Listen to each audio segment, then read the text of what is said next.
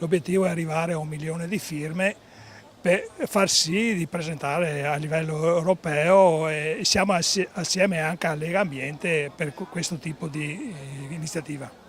L'obiettivo è ambizioso, ma la posta in gioco lo è altrettanto la tutela della nostra terra. La raccolta di firme che ha esordito a Conselve, sostenuta da diverse associazioni, intende fermare un processo di cementificazione partendo da quello che vorrebbe l'edificazione del centro commerciale più grande del Veneto, a 2 passi da un'area di prestigio storico e naturalistico come il Castello del Cataio, a metà strada tra 2 Carrare e Battaglia Terme. Ci preoccupa, al di là dell'aspetto ambientale, quindi a ridosso del castello del Cataio stesso, ma anche il consumo stesso. Stiamo parlare di 40.000 metri quadri di terreno agricolo dove viene usufruito attualmente per l'agricoltura, dopo andrebbe a scapito dell'agricoltura.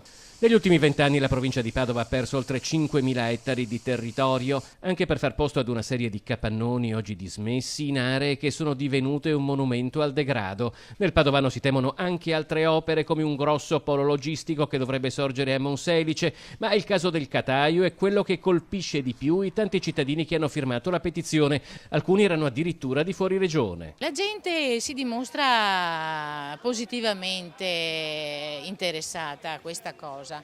C'è chi dice, beh, ci voglio pensare, leggo, e c'è chi invece subito mette la firma.